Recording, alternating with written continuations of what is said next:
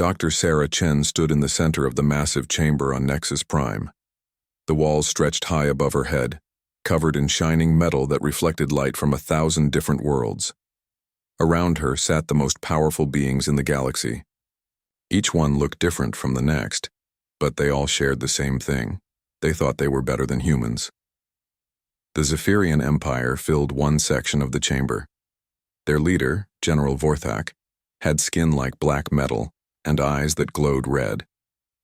His soldiers stood behind him, each one twice as tall as Sarah. They had conquered 50 star systems in the last century.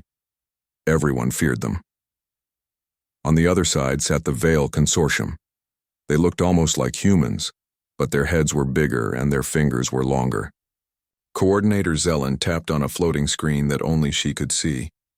The Veil controlled all the advanced technology in the galaxy. They built the fastest ships and the smartest computers. The ethereal collective floated near the ceiling. They had no solid bodies, just clouds of blue energy that sparkled like stars.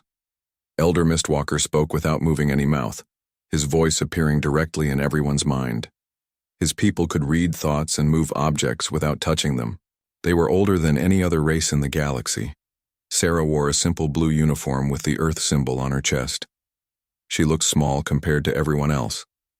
Her brown hair was tied back, and she carried only a tablet computer. The aliens around her had weapons that could destroy planets. She had words. General Vorthak slammed his metal fist on the table. The sound echoed through the chamber like thunder. Why are we wasting time with this young species? Humans have been in space for what, 60 years? We have been traveling between stars for thousands of years. Coordinator Zelen nodded. Her fingers moved through the air, calling up data that floated in front of her. Our scans show human technology is basic at best. Their fastest ships take months to travel between nearby systems. Our ships make the same trip in days. Elder Mistwalker's voice filled their minds. They are children playing with toys they barely understand. We should guide them gently, as we would any young race. Sarah looked at each speaker, her face calm. She had heard this before. Every alien species they met said the same thing. Humans were young. Humans were weak. Humans needed protection. She activated her tablet and a hologram appeared above it. The image showed Earth, blue and green and beautiful. Honored members of the Galactic Council, I come before you today with an important message from the people of Earth. The people of Earth have watched your civilizations for longer than you know. We have studied your wars, your peace treaties, your technology. We have learned much about how the galaxy works. General Vorthak laughed, a sound like grinding metal. You have watched us with what? Your primitive telescopes? Sarah did not react to his mocking tone. We come to you today to join the galactic community, but we also come with a warning. Humanity has been careful in how we present ourselves.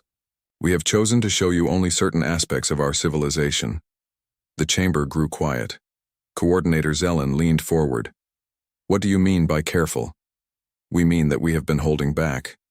Our ships that you see, our weapons that you scan, our cities that you study, these represent only a fraction of what humanity can do. We chose to appear manageable, to avoid causing fear or starting conflicts. Elder Mistwalker's energy form shifted, showing confusion. You are saying you have hidden technology? Why would a young species do such a thing? Sarah looked directly at him, though she could not see his face. Because we are not a young species. We are an old species that has chosen to look young. We learned long ago that showing true power too early leads to wars. We hoped the galaxy had learned the same lesson. The aliens began talking among themselves. Their voices rose as they discussed what Sarah had said. Some laughed, others looked worried. A few started scanning Sarah with hidden devices. Sarah waited for them to quiet down. When they did, she continued. We offer friendship to all members of the Galactic Council. We want to trade knowledge and culture. We want to explore the galaxy together. But we also want you to understand that Earth will not be pushed around or controlled. General Vorthak stood up, his massive form blocking the light. You dare to threaten the Galactic Council? Your entire species lives on one small planet. We control hundreds of worlds. I threaten no one, Sarah said. I warn everyone. There is a difference. Coordinator Zellen's fingers moved faster through her displays. Our sensors show no hidden fleets, no secret weapons, no advanced technology beyond what we have already seen. Sarah smiled for the first time since entering the chamber. Your sensors are very good, but they can only see what we allow them to see. The ethereal collective leader floated lower until his energy form was level with Sarah's head. Young. Human, even if you speak truth, you are 3 billion beings on one world. We are trillions of beings across thousands of worlds. Numbers matter. Numbers do matter, Sarah agreed. But numbers are not everything. Quality matters too. Training matters.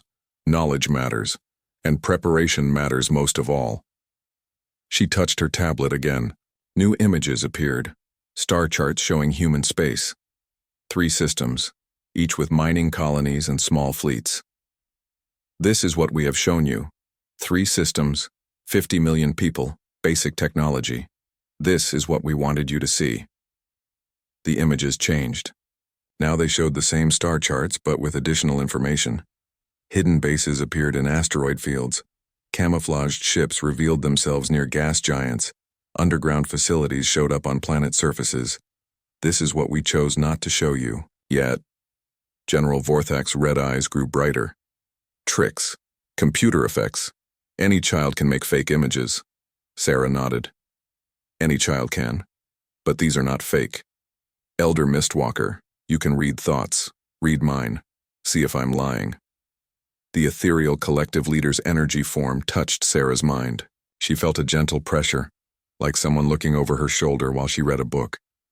The touch lasted only a moment before Elder Mistwalker pulled back. She believes what she shows us. But belief and truth are different things. Sarah looked around the chamber one more time. I have delivered Earth's message. We want peace. We want friendship. We want to join the galactic community as equals, not as subjects. But if you choose to treat us as subjects, you will learn that we are not what we appear to be. Coordinator Zellen stood up. The Veil Consortium appreciates Earth's enthusiasm, but the galaxy has rules. Young species must prove themselves before gaining full membership. You will start with limited access to 3 systems, no more. General Vorthak nodded. The Zephyrian Empire agrees. 3 systems, basic trade rights, no military expansion. These are our terms. Elder Mistwalker's voice filled their minds once more. The ethereal collective supports these restrictions. All young species must earn their place slowly. Sarah looked at each speaker. She had expected this response. Earth's leaders had told her it would happen. The galaxy's powers could not imagine that humans might be more than they appeared. I understand your decision, she said. I hope you understand the choice you are making. She walked toward the chamber's exit. Her footsteps echoed in the sudden silence. At the doorway, she turned back. You have been warned. The great doors closed behind her with a sound like distant thunder. In the chamber, the alien leaders began to laugh. They had heard threats from young species before. None of them had ever been serious. They would learn how wrong they were.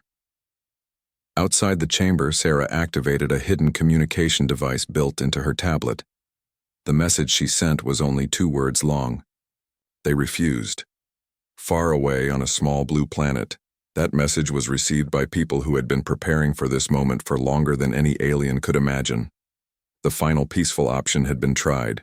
Now other options would be considered. Sarah Chen had done her job.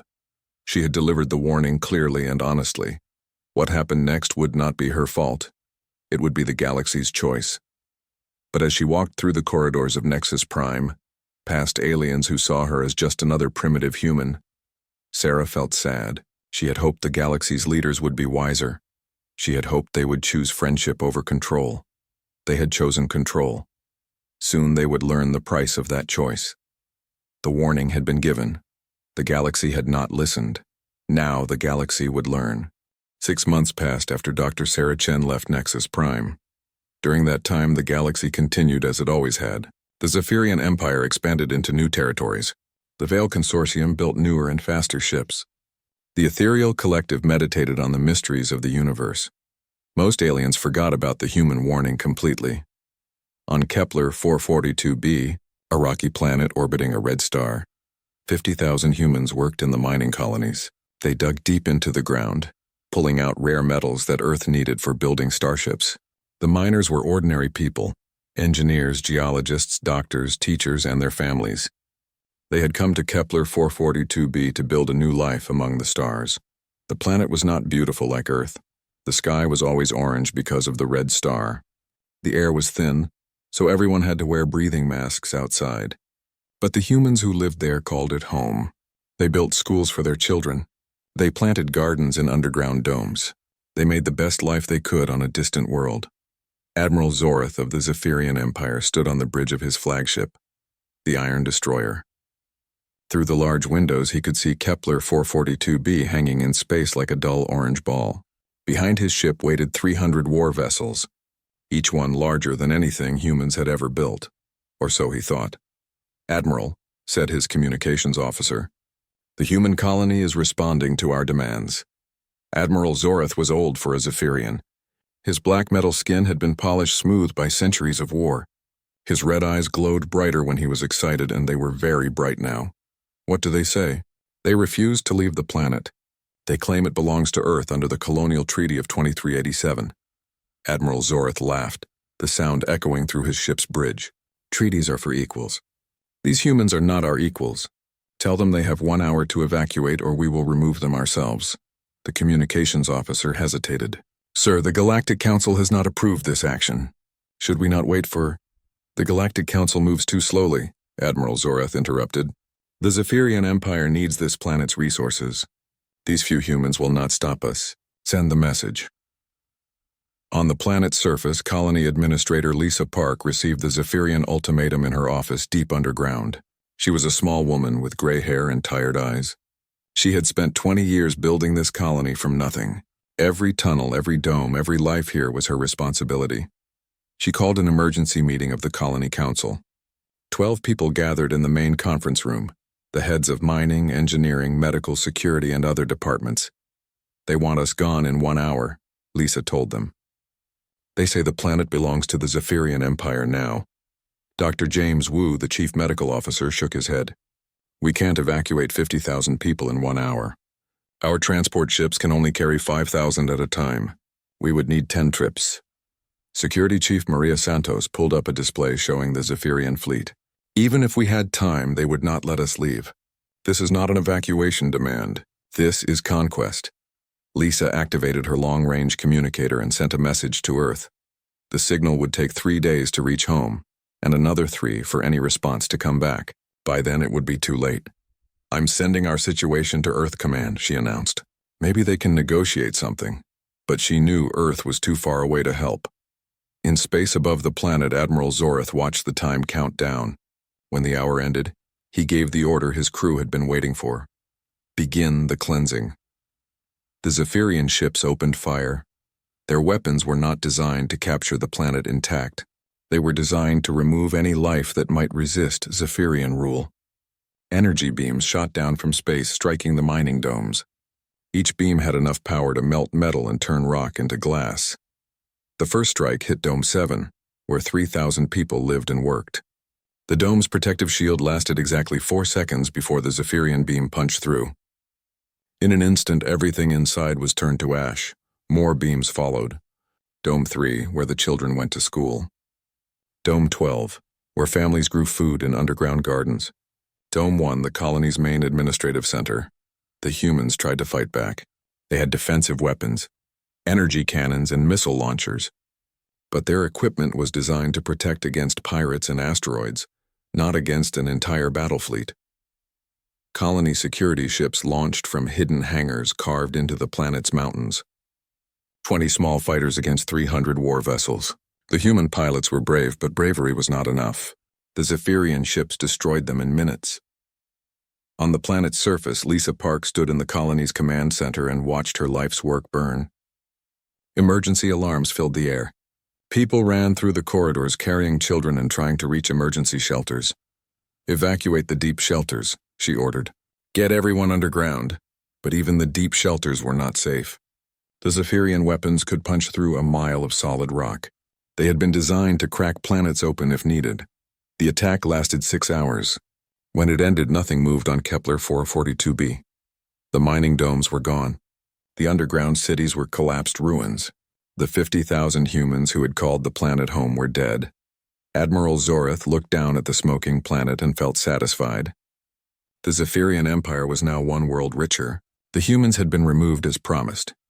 He sent a message to the Galactic Council, informing them that Kepler 442b was now under Zephyrian control. He said the humans had attacked first, forcing him to defend himself.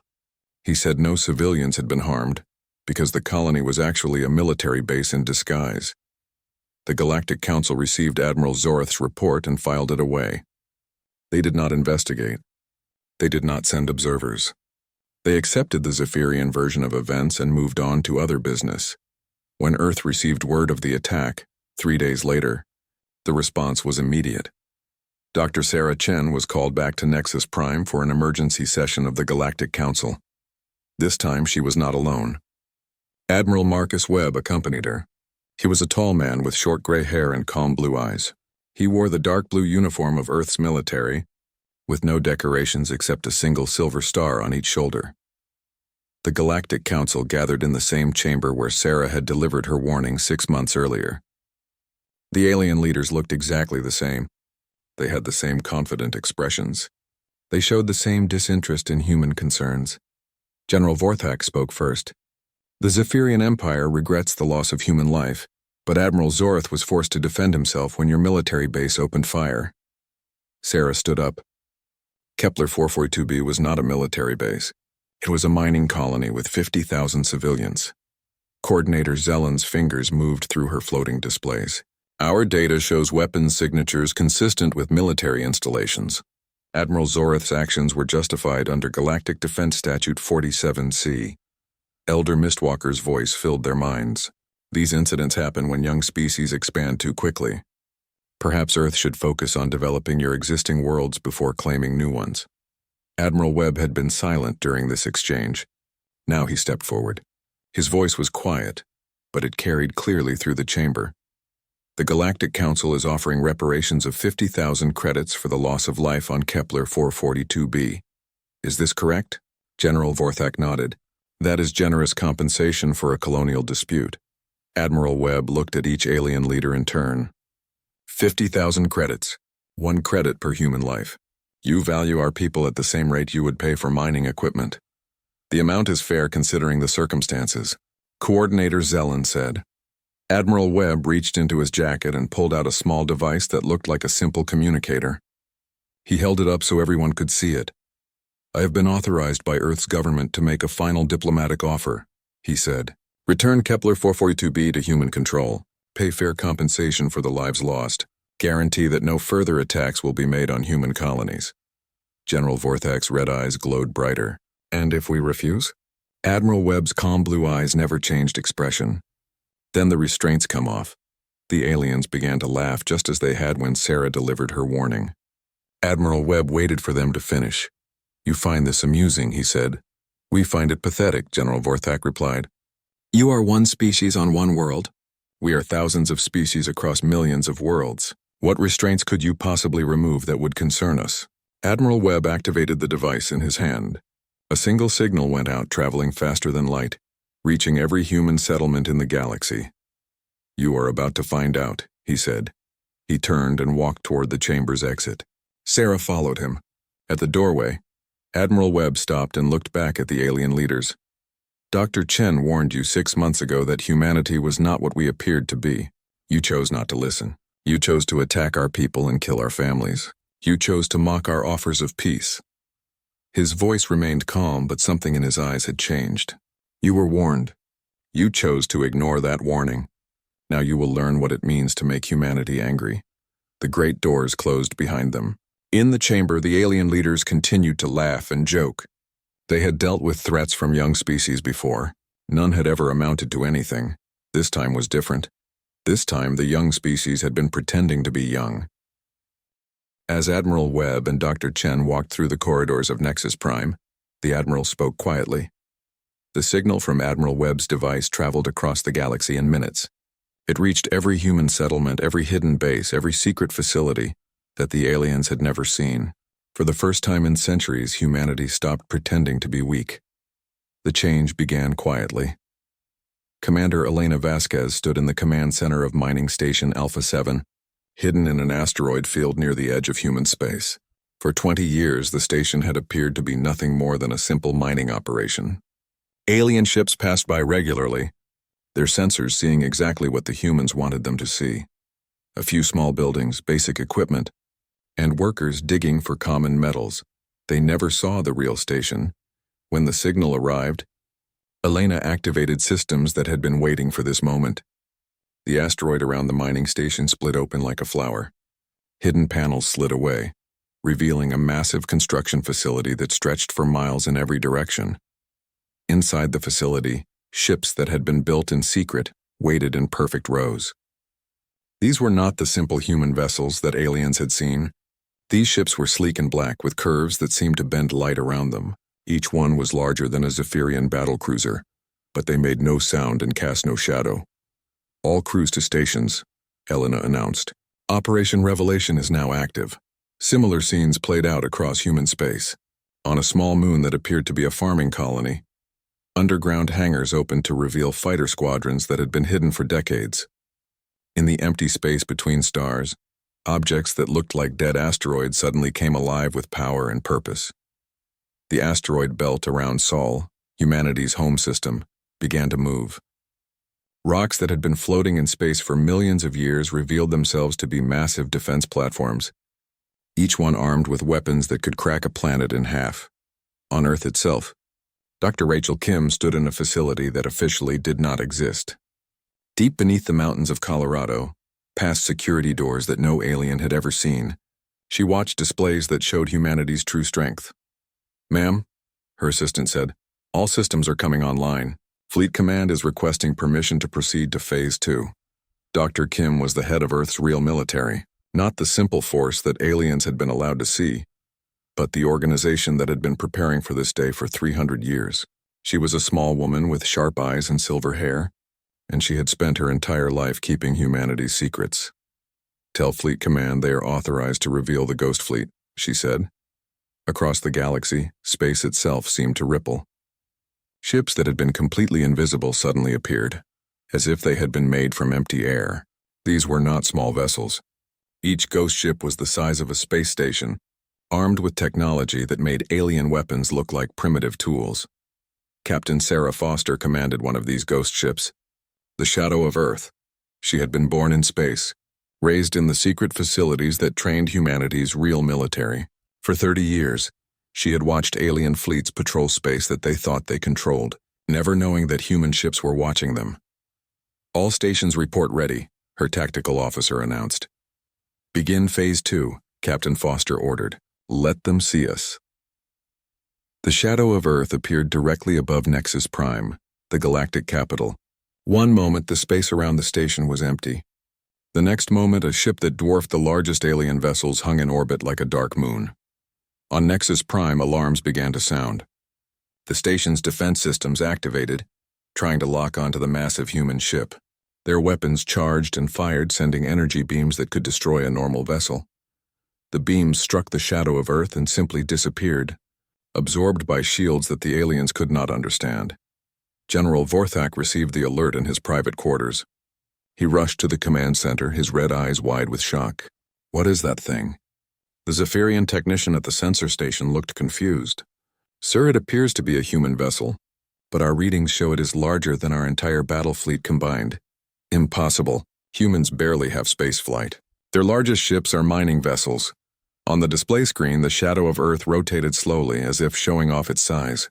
As it turned, more human ships began to appear. Dozens of them. Then hundreds. They materialized out of empty space like ghosts becoming solid. Coordinator Zelen of the Veil Consortium stood in her technology center, watching data streams that made no sense. "These readings are wrong," she said. These ships show technology levels far beyond anything in our databases. Her best engineers worked frantically at their stations. Ma'am, we're trying to analyze their systems, but our sensors can't penetrate their hulls. It's like they're made of something that doesn't exist. Everything exists, Zelen replied. We just don't understand it yet. One of her engineers looked up from his console. Ma'am, they're scanning us, and they're taking control of our computer networks. That's impossible. Our quantum encryption is unbreakable. Apparently not by them. Across the galaxy, human ships appeared in every major system. They did not attack. They did not threaten. They simply revealed themselves, showing the aliens that humanity had been watching them all along, but the ships were only the beginning. Elder Mistwalker of the Ethereal Collective floated in his meditation chamber, trying to use his psychic powers to understand what was happening. For the first time in his long life, his mental abilities found nothing but silence when he tried to probe the human vessels. How is this possible? He wondered aloud to his fellow ethereals. We can read the thoughts of every species in the galaxy, but these humans, it is as if their minds are protected by walls we cannot see. One of the younger ethereals, barely a century old, pulsed with fear. Elder, what if they are not what we thought they were? All species are what they appear to be, Elder Mistwalker replied, but his voice lacked its usual confidence. On the human ships, crews worked at stations that would have amazed any alien scientist. Their computers did not use simple quantum processing. They used technology that folded space itself into calculations, allowing them to process information at speeds that made light seem slow. Their weapons did not simply fire energy or projectiles. They could manipulate gravity, bend time, and change the fundamental forces that held atoms together. A human ship could make a star burn brighter or darker, just by pointing the right device at it. But perhaps most impressive was their defensive technology. Human ships did not simply have shields. They existed partially outside normal space, making them immune to most weapons and impossible to track with conventional sensors. The aliens had built their civilizations on the idea that technology advanced slowly, over thousands of years. They had never imagined that a species could hide such advanced capabilities for so long. Admiral Marcus Webb stood on the Bridge of the Judgment, the flagship of humanity's revealed fleet. The ship was so large that its bridge offered a view of entire planets through its windows.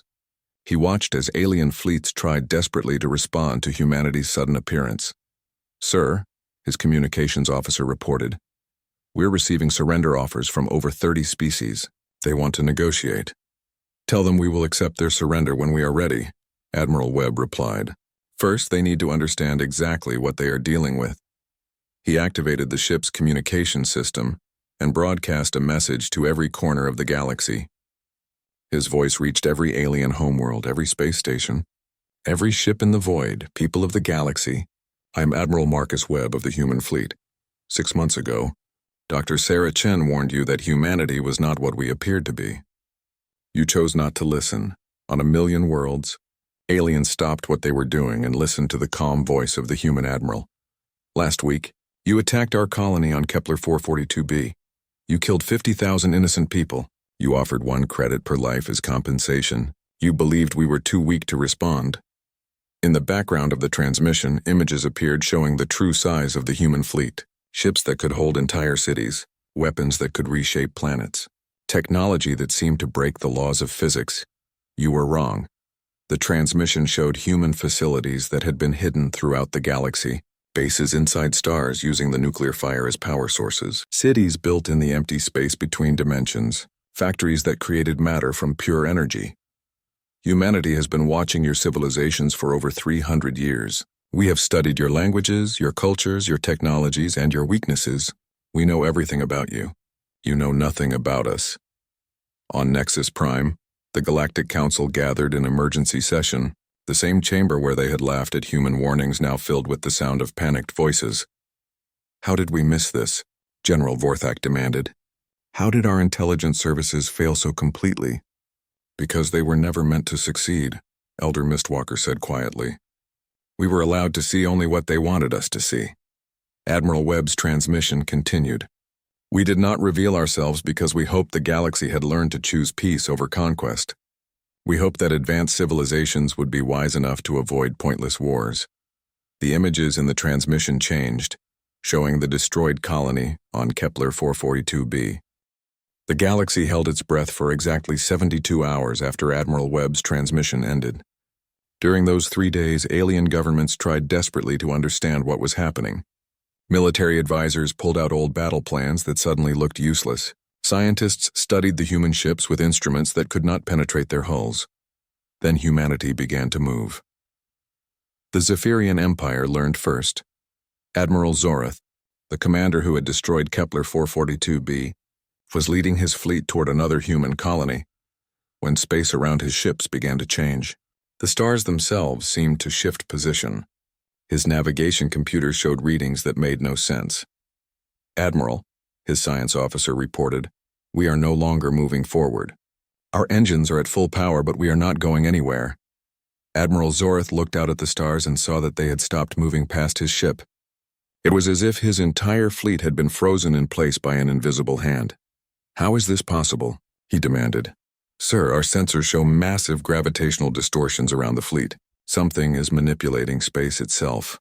On the bridge of the Shadow of Earth, Captain Sarah Foster watched the Zephyrian fleet struggle against humanity's gravity snare. The technology was one of humanity's simpler innovations. They had learned to fold space like paper, creating pockets where the normal laws of physics worked differently. "They can't move, but they can still fight," her tactical officer observed. "Their weapons are charging.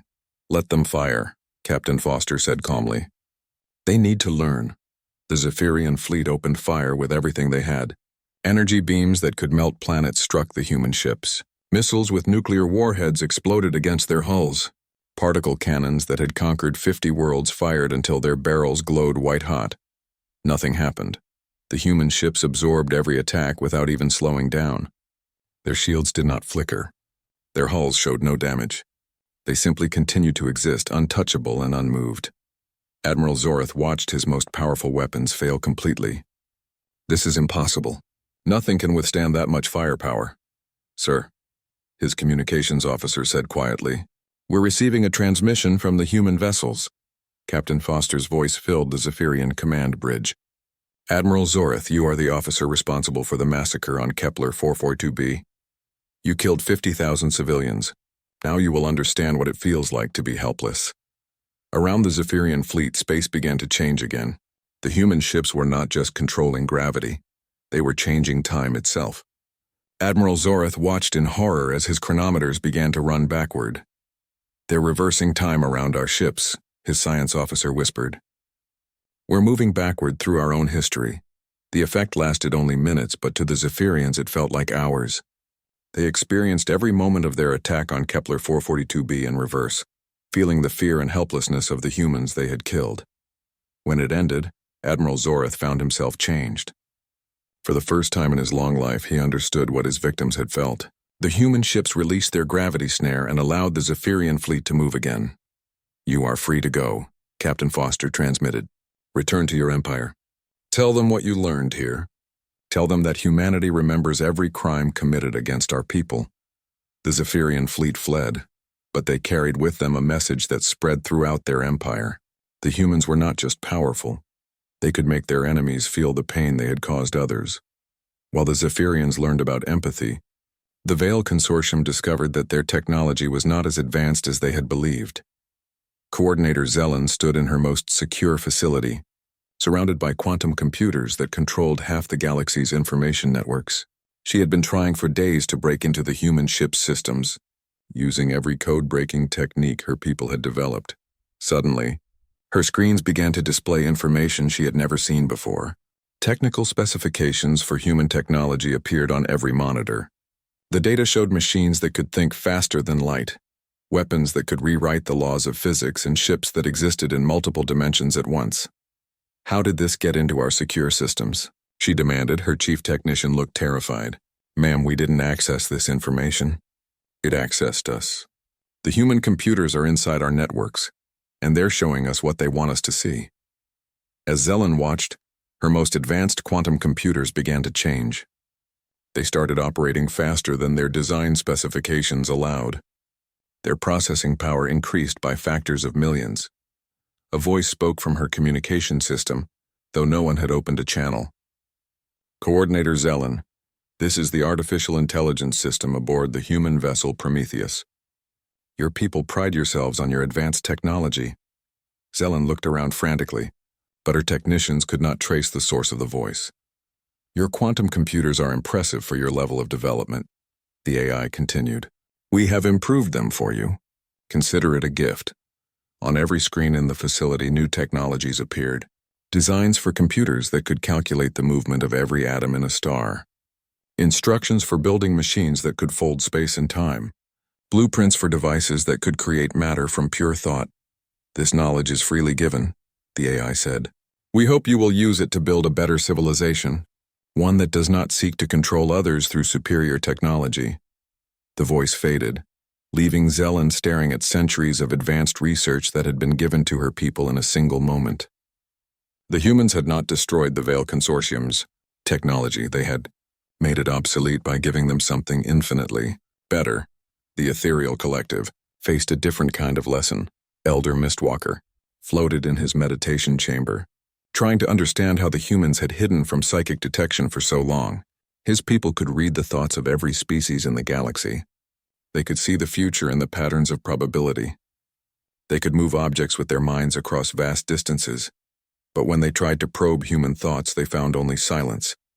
The chamber's lights dimmed as an invisible presence entered the room. Elder Mistwalker felt something touch his mind, not with the brutal force of an attack, but with the gentle pressure of an invitation. You may enter, a human voice said directly into his consciousness. For the first time in centuries, Elder Mistwalker was invited into another being's mind instead of forcing his way in.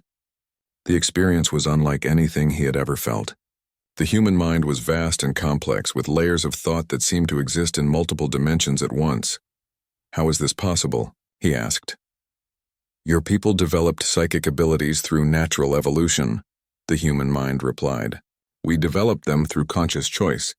We learned to think in ways that your minds cannot penetrate because we chose to become something you could not understand.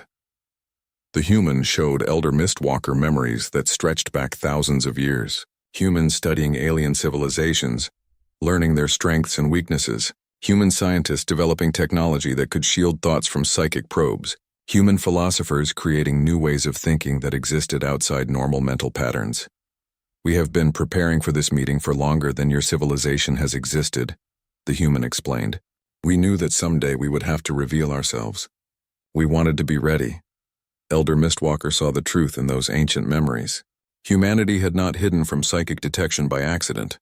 They had deliberately developed mental disciplines that made them invisible to alien telepaths. Why show me this? He asked. Because your people need to understand that power without wisdom leads to destruction. You have used your psychic abilities to control others for millennia. It is time to learn a better way. The human presence withdrew from Elder Mistwalker's mind, leaving him alone with knowledge that changed everything he thought he knew about mental abilities. The humans had not just matched the ethereal collective's psychic powers, they had surpassed them by choosing when and how to use them. Across the galaxy, similar lessons were being taught to every species that had threatened humanity. The humans did not destroy their enemies' fleets. They did not conquer their worlds. Instead, they demonstrated that resistance was pointless and cooperation was possible. On Nexus Prime, the Galactic Council met in emergency session for the 7th time in 4 days. The same chamber where they had laughed at human warnings now echoed with desperate voices. Our fleets cannot move, General Vorthak reported. Somehow the humans can control gravity itself. Our ships are trapped wherever they stand. Our computer networks are compromised, Coordinator Zelen added. The human artificial intelligences have access to every system in Veil space. They could shut down our entire civilization with a thought. Elder Mistwalker's energy form flickered with uncertainty. Our psychic abilities are useless against them. It is as if they exist in a realm of thought we cannot enter. For the first time in galactic history, the major powers were completely helpless. They had built their civilizations on the idea that superior force could solve any problem. The humans had shown them that there were forces they could not understand or resist. What do they want? General Vorthak demanded. Why are they doing this? The answer came from the chamber's communication system, though no signal had been sent. Admiral Webb's calm voice filled the room, coming from every speaker at 2 weeks past after humanity demonstrated their true power to the galaxy.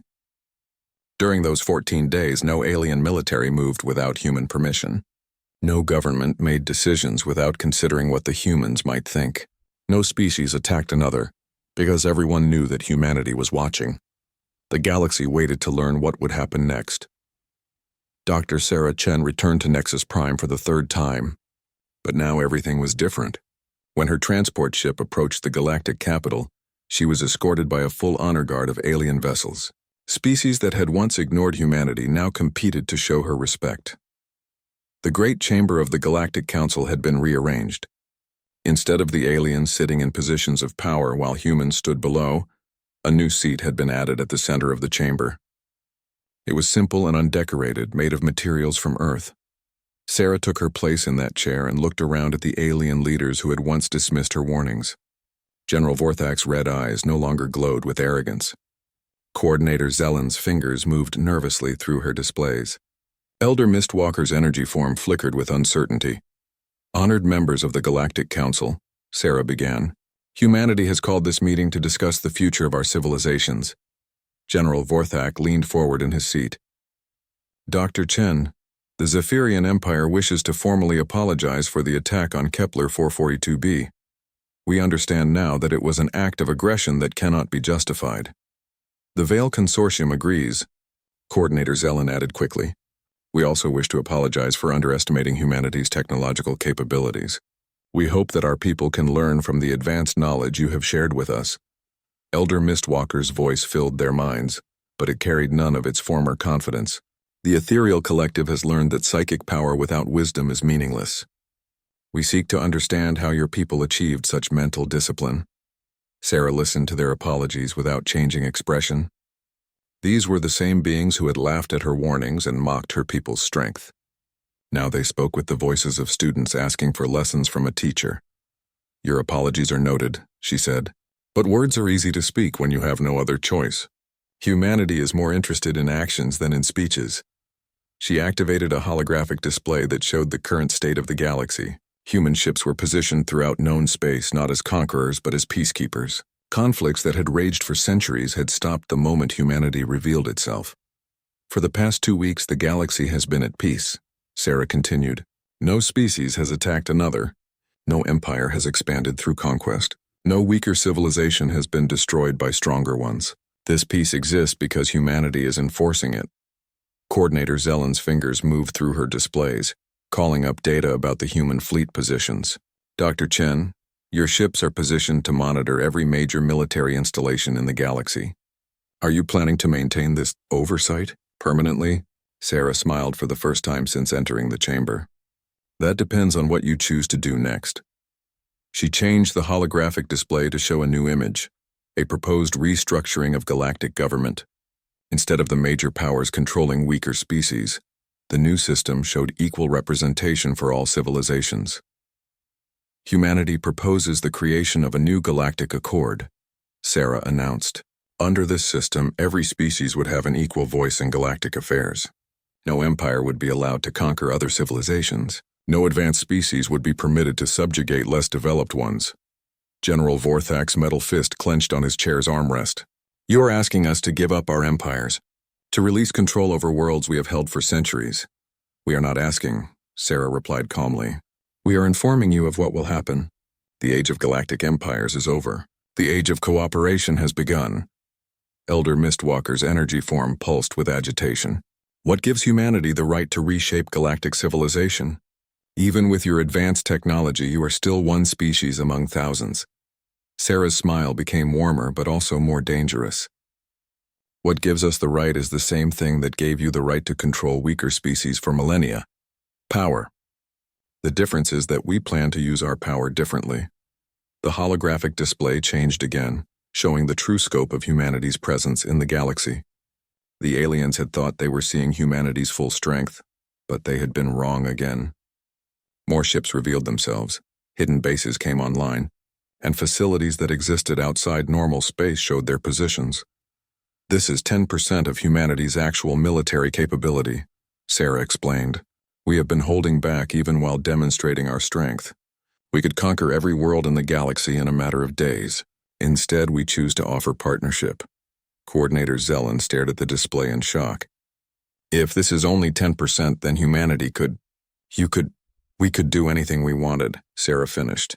But we don't want to rule the galaxy. We want to protect it. She stood up from her chair and walked to the center of the chamber. Around her, the alien leaders watched with expressions that mixed fear and hope in equal measure. For 300 years, humanity watched this galaxy tear itself apart with endless wars. We saw advanced civilizations crush weaker ones. We watched billions of beings die because peace was never profitable for those in power. The holographic display now showed historical records that humanity had been collecting for centuries. Wars that had destroyed entire species, genocides that had been hidden from galactic records, atrocities committed by every major power in the chamber. We decided long ago that when we revealed ourselves, we would end this cycle of violence, not through conquest but through protection. We will be the galaxy's guardians, ensuring that no species ever again faces the choice between submission and extinction. General Vorthak stood up, his massive form towering over Sarah. And what if we refuse this new galactic accord? What if the major powers choose to maintain our existing territories? Sarah looked up at him without fear. Then you will discover what the other 90% of humanity's military is capable of. And you will learn that our patience, while great, is not infinite. The chamber fell silent. Every alien leader understood the choice they were being offered. Accept humanity's protection and guidance, or face the full might of a species that had been preparing for this moment for centuries. Coordinator Zelen was the first to speak. The Veil Consortium accepts the new galactic accord. We will release our territorial claims and participate as equals in the new government. Elder Mistwalker's energy form stabilized. The ethereal collective agrees. We have learned that true wisdom comes from cooperation, not domination. All eyes turned to General Vorthak. The Zephyrian Empire was the largest military power in the galaxy, and their decision would influence dozens of smaller species. General Vorthak looked around the chamber, seeing alien leaders who had once feared him now waiting for his answer.